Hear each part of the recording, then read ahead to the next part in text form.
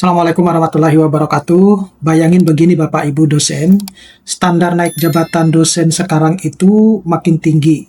Bukan cuma urusan angka kredit ya. Nah, di Permendikti-Saintek nomor 52 tahun 2025, promosi jabatan itu jadi berlapis-lapis. Bapak Ibu dosen itu harus memenuhi beban kerja, angka kredit, indikator kinerja per jenjang, kemudian syarat publikasi ataupun karya, dan bahkan ada uji kompetensinya. Nah, masalahnya di saat tuntutan makin naik, banyak dosen masih merasa penghasilannya ya sering terasa nggak sebanding gitu ya. Jadi pertanyaannya ini adalah reformasi karir atau reformasi beban gitu.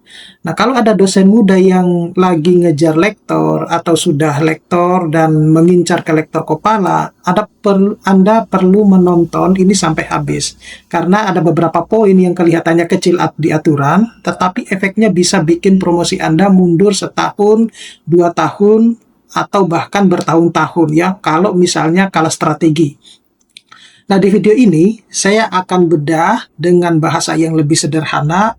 Pertama, apa saja perubahan ya, kunci yang bikin jalur naik jabatan itu terasa makin berat. Yang kedua, kenapa porsi penelitian ini jadi kunci yang mengunci banyak orang, dan apa implikasinya kalau ekosistem riset kampus itu belum siap. Yang ketiga, kita bahas bagian yang paling sensitif, yaitu berkaitan dengan penghasilan dan tunjangan. Nah, kenapa banyak dosen itu merasa tetap rendah walau tuntutannya itu naik? Nah, dan tonton sampai akhir karena saya akan rangkum dari jadi checklist praktis ya. Kalau target Anda lektor kepala atau profesor. Nah, fokus Anda itu di semester ini harus ke mana dulu supaya energi dan waktu Bapak Ibu dosen itu nggak habis di administrasi, tapi tidak menghasilkan kenaikan jabatan. Nah, kalau sebelum kita membahas ini lebih dalam, saya mau informasikan kepada Bapak Ibu dosen bahwa bagi Bapak Ibu dosen yang ingin mendownload e-book yang bisa digunakan untuk menulis di jurnal Scopus ya, seperti tuntutan yang saat ini, kemudian di jurnal Sinta 1 hingga Sinta 6, menulis buku, dan berkaitan dengan Tridharma yang lain, Bapak Ibu dosen bisa mendownloadnya atau mengklik link downloadnya di deskripsi dari video saya ini. Nah, ini berdasarkan permintaan saya, muncul ide berdasarkan dari komentar YouTube Mimbar Intelek yang menyatakan bahwa mengapa promosi atau jabatan akademik itu terasa semakin berat sementara isu penghasilan masih dipersoalkan ya. Nah, konteks regulasinya itu ya kita mengatur sebenarnya konteks regulasinya itu kan dia mengatur profesi karir ya, profesi dan karir dalam hal ini adalah promosi jabatan akademik dan penghasilan dosen. Nah, di Permendikti-Saintek nomor 52 tahun 2025 itu sebenarnya menggantikan Permendikbudristek nomor 44 tahun 2024 ya. Jadi sudah secara resmi Permendikbudristek nomor 44 tahun 2024 itu dicabut. Nah, kalau kita sebenarnya baca ya secara detail memang tidak tidak terlalu signifikan perubahannya, hampir sama gitu ya. Nah, di dalam Permendikti-Saintek nomor 52 tahun 2025 ini yang ditetapkan tanggal 23 Desember 2025 dan sudah diberlakukan dan diundangkan ya, dan bahkan sudah ada sosialisasi juknisnya terkait dengan Permendikti-Saintek nomor 52 tersebut, dan saya sudah beberapa kali membahas terkait dengan aturan tersebut. Jadi bahasa sederhananya adalah Bapak Ibu silakan untuk menilai kapasitas kemampuan diri masing-masing terhadap Permendikti-Saintek nomor 52 tersebut. Nah, apakah Bapak Ibu dosen bisa menerapkan dengan step by step atau bisa bahkan langsung 2 tingkat gitu. Nah, itu dikembalikan lagi kepada proporsi kemampuan masing-masing dosennya. Nah, yang pertanyaan pertamanya itu mengapa naik jabatan itu terasa makin berat. Jadi yang perlu Bapak Ibu ketahui bahwa promosi itu sebenarnya tidak cukup hanya kita menghitung angka kredit saja, tetapi harus memenuhi beberapa gerbang sekaligus ya. Nah, wajib porsi yang pertama itu wajib porsi ya, porsi penelitian minimum dalam angka kredit itu bertahap naiknya per jenjang ya. Contohnya misalnya untuk yang lektor harus 35, yang lektor kepala 40, dan profesor itu adalah 45. gitu.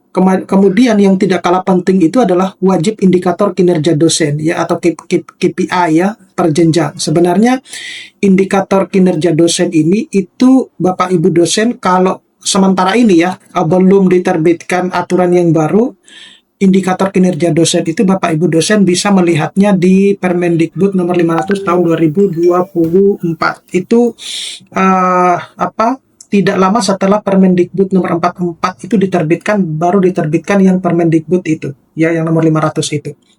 Kemudian ada syarat khusus yang disyaratkan di setiap jenjang jabatan akademik, ya, terutama untuk publikasi dan karya seni yang berkualitas. Dan yang tidak kalah penting itu adalah wajib lulus uji kompetensi ya, sebagai tahapan formal promosi.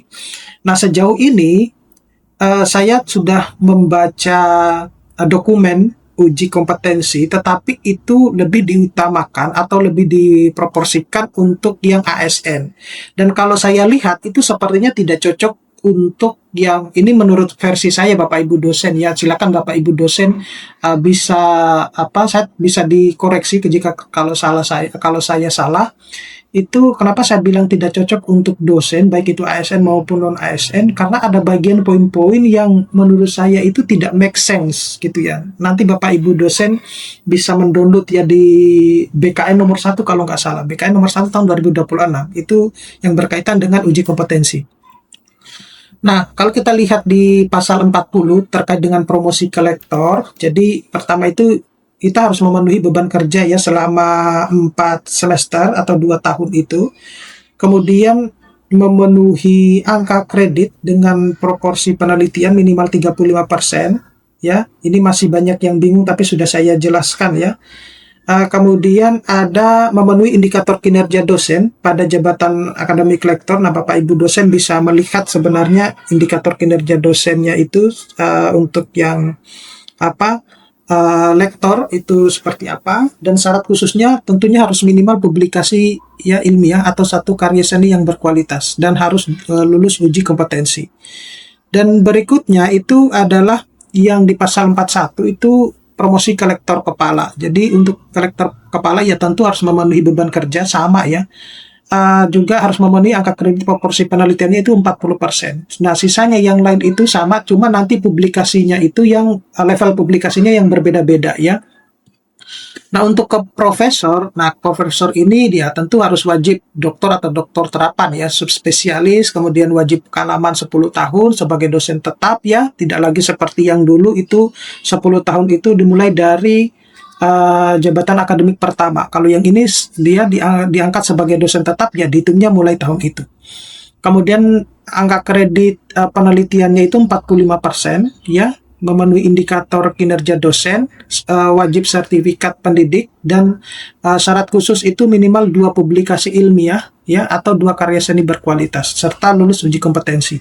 Nah, sekali lagi yang berkaitan dengan uji kompetensi ini, saya sebenarnya kepingin membawakan dokumen tersebut ya di dalam video ini, tapi setelah saya baca kok tidak begitu menarik. Jadi silakan nanti Bapak Ibu dosen kalau mau berkomentar terkait dengan mungkin bisa dibaca sendiri atau bisa menjadi referensi rujukan kalau mau menaik jabatan akademik. Siapa yang ingin mendapatkan dokumen uji kompetensi tersebut, nanti silakan komentar aja di kolom komentar. Nanti saya akan berikan downloadannya ya. Nah, uji kompetensi dan tahapan penilaian di pasal 43, jadi asisten ahli itu dinilai oleh pimpinan perguruan tinggi ya, serta akreditasi unggul atau LLDT selain unggul, dan PTKL oleh Kementerian LPNK. Kemudian untuk yang lektor itu penilaian uji kompetensinya itu oleh pimpinan PTN atau LLDT ya. Nah, cuma kan kita sejauh ini itu kan belum tahu seperti apa uji kompetensinya itu ya.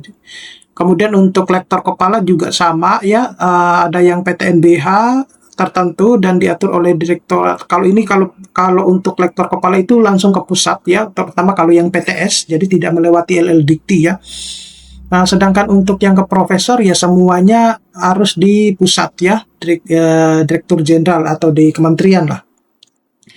Nah, untuk indikator kinerja dosen KPI, nah itu indikator pemenuhan kinerja dosen untuk setiap jenjang jabatan akademik. Sebenarnya di video saya sebelumnya itu saya sudah pernah menampilkan yang Kepmendikbud nomor 500 tahun 2024 itu. Saya juga sudah pernah membahasnya secara detail, bahkan waktu itu kalau sebelum di zamannya Pak Nadiem itu sudah ada universitas-universitas yang bisa memberikan ini ya, yang bisa dijadikan PIC sebagai kampus yang memiliki indikator kinerja dosen yang mereka ditugaskan untuk menjadi atau membimbing lah universitas-universitas yang lain seperti itu. Tapi waktu itu akhirnya setelah sudah selesai masa jabatan, saya tidak tahu perkembangannya sejauh mana. Kemudian KPI ditetapkan oleh menteri. Perguruan tinggi dapat menambah sebenarnya ya KPI lain di luar KPI menteri. Jadi berarti benar apa yang saya sampaikan bahwa di dalam indikator kinerja dosen itu sudah ada standar minimumnya. Nah, kalau misalnya universitas merasa bahwa standar minimum itu ini ya silakan ini ya silakan untuk dikembangkan gitu. Nah, penilaian kinerja dosen itu dilakukan periodik setiap 1 tahun kalender akademik. Jadi kita lebih menilai sejauh mana sih sebenarnya produktivitas dosen tersebut.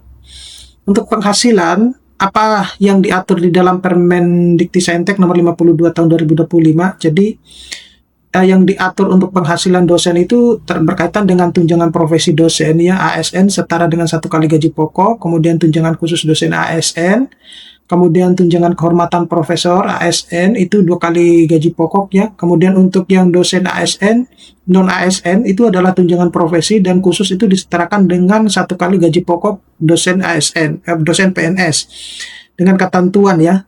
Nah, jika beban kerja dan KPI tidak terpenuhi, maka tunjangan profesi atau kehormatan dapat dihentikan sementara waktu. Saya kira kalau ini bukan informasi umum ya, kalau untuk yang pemberhentian sementara itu. Nah, yang menjadi ketentuan ini itu yang banyak dipertanyakan itu justru yang saat ini itu sudah tidak diberlakukannya lagi ini impassing ya. Karena impassing itu berkaitan dengan penyetaraan ya, hubungannya juga nanti dengan gaji yang didapatkan seperti itu. Nah, kenapa penghasilan tetap terasa rendah? Jadi dalam Permen 52 tahun 2025 itu tidak menetapkan gaji pokok ya, hanya menetapkan rumusan tunjangan, jadi kelipatan gaji pokoknya. Nah, basis gaji pokok ASN itu mengikuti peraturan pemerintah gaji PNS seperti yang dilampirkan dalam lampiran 2 peraturan pemerintah nomor 7 ya tahun 1997 yang diubah terakhir itu adalah peraturan pemerintah nomor 5 tahun 2024 ya. Itu yang masih zamannya Pak Jokowi ya, dan waktu itu kalau tidak salah kenaikan gaji PNS ya sampai detik ini gaji PNS belum naik gitu. Nah, jika gaji pokok relatif kecil, maka tunjangan 1 kali atau 2 kali itu tetap terbatas secara nominal. Nah, untuk dosen non-ASN, gaji pokok itu sangat bervariasi antara kampus atau yayasan. Tunjangan pun itu bersyarat ya, misalnya harus bersertifikasi, BKD, dan KPI. Nah, kemudian ilustrasinya, contoh basis gaji pokok PNS ya. Ini contoh tentang gaji pokok golongan 3 berdasarkan dari peraturan nomor 5 tahun 2024 itu sering dipublikasikan setara 2,75 hingga 5,18 juta per bulan ya. Nah, untuk golongan 3A sampai 3D ini tergantung dari masa kerja. Kemudian jika tunjangan profesi itu 1 kali gaji pokok, maka tambahan nominal ini juga berada di kisaran yang sama sebelum pajak atau pemotongan. Nah, catatan total take home pay itu bisa berbeda karena tunjangan lain, lokasi, dan kebijakan dari masing-masing instansinya seperti itu. Nah, untuk implikasi dan langkah praktisnya, jadi dosen itu rencanakan ya portofolio riset, porsi penelitian ilmiah, publikasi karya, dan bukti KPI sejak awal jenjang. Kemudian perguruan tinggi itu dukung ekosistem riset ya, waktu riset, pendanaan kolaborasi maupun akses jurnal, dan sederhanakan beban administrasi. Untuk pemerintah atau regulator, jadi pastikan aturan turunan KPI dan uji kompetensi transparan, seragam, serta diimbangi dukungan sumber daya. Dan isu kesejahteraan, jika standar karir dinaikkan, insentif atau kompensasi idealnya itu mengikuti agar kebijakan itu terasa adil. Oke, saya kira cukup sekian Bapak Ibu dosen, mudah-mudahan ini bisa bermanfaat. Nanti kita akan ketemu pada video-video selanjutnya. Saya Assalamualaikum warahmatullahi wabarakatuh.